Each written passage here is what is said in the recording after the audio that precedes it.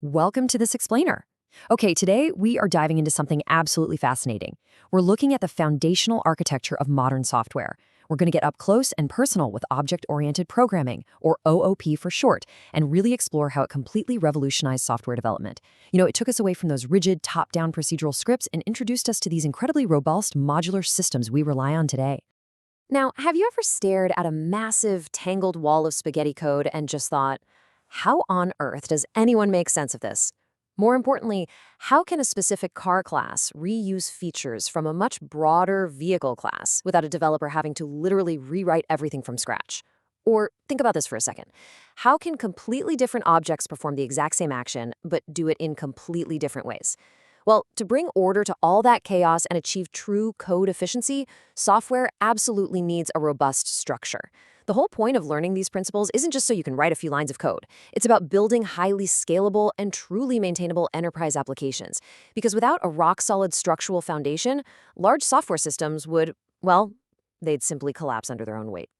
Okay, let's dive into this. Here is our blueprint for today. First, we'll cover the foundation of OOP. Then we'll walk through the 4 pillars: inheritance, polymorphism, encapsulation, and abstraction. Finally, we'll end with bringing it all together.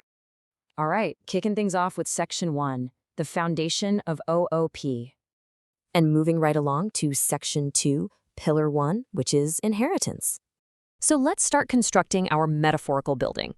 Inheritance is basically the ability of one class to automatically acquire the properties and methods of another class. And the absolutely crucial point here is that its primary benefit, the main reason we use it, is to promote massive code reuse across large code bases.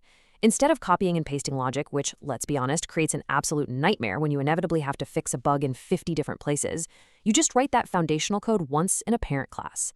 Then you pass it down. It creates this beautiful, centralized point of control. If a fundamental rule changes, you just update the parent, and boom, every single child class instantly inherits that fix.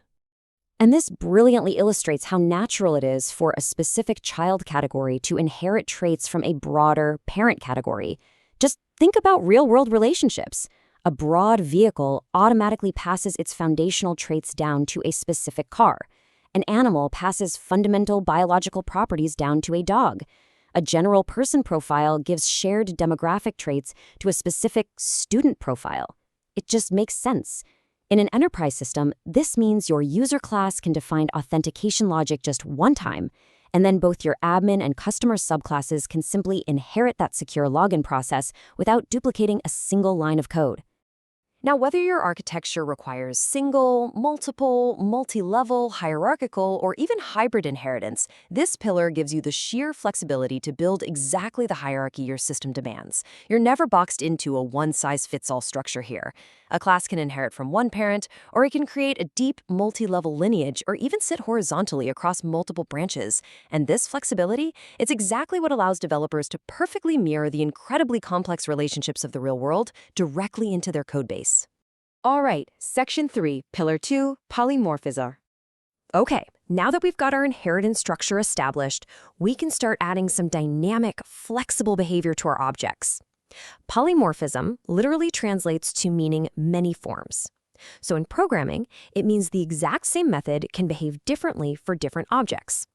A primary way we achieve this is through a really cool concept called method overriding, where child class provides a highly specific, customized implementation of a method that was already defined up in its parent class. In enterprise software, this is a real game changer because it allows a system to process objects dynamically without needing to know their exact specific type ahead of time. To put that into perspective, just think about a real-world payment system. Credit cards, UPI, and net banking all perform a generic action we'd call a payment, right?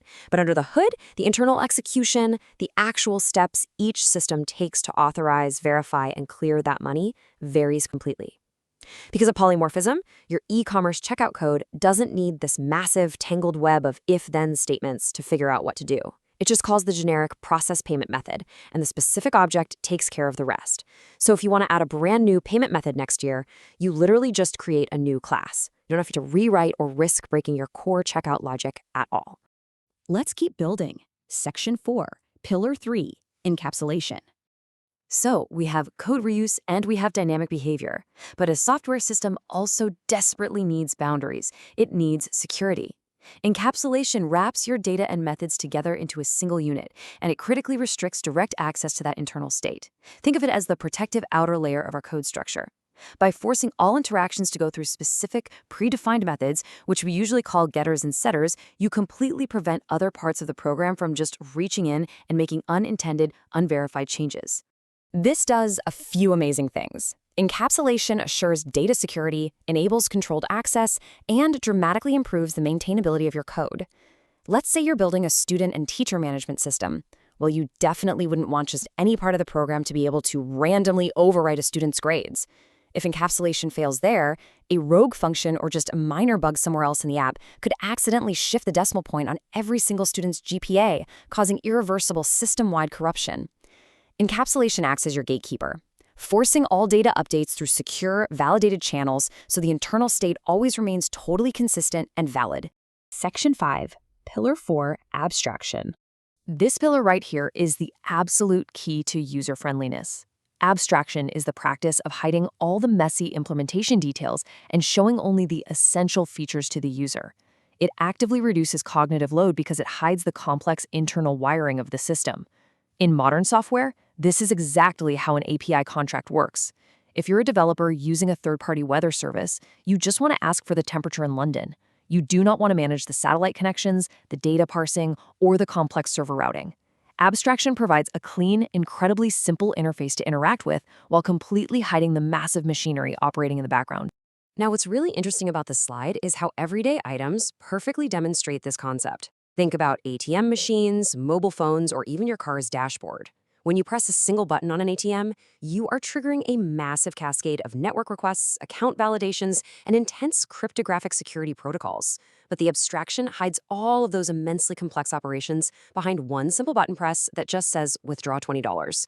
It's like how you don't need to know how the combustion engine fires just to step on a car's gas pedal. In software, brilliant abstraction means a company can completely rewrite, optimize, and update their entire backend server infrastructure, and the end user will literally never even notice, because that clean, simple interface they interact with remains exactly the same. And finally, Section 6, bringing it all together. When we bring this all together, we can really step back and admire the completed architecture. As we can see here, inheritance gives us massive code reuse. Polymorphism grants execution flexibility. Encapsulation ensures rock-solid data security, and abstraction continually reduces system complexity.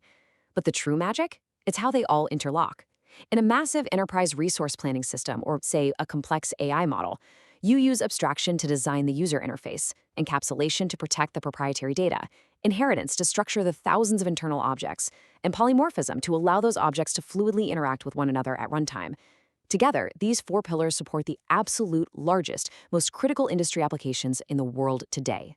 However, even the best framework can fail if you aren't careful, and experienced architects know exactly what pitfalls to watch out for.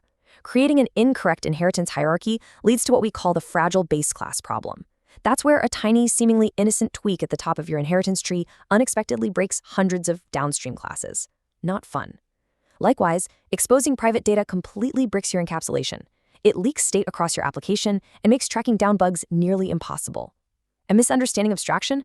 Well, that just leaves you with a clunky, confusing interface where the user is forced to understand the backend logic just to complete a simple task. You absolutely must avoid these structural mistakes to keep your enterprise code from collapsing into an unmaintainable mess.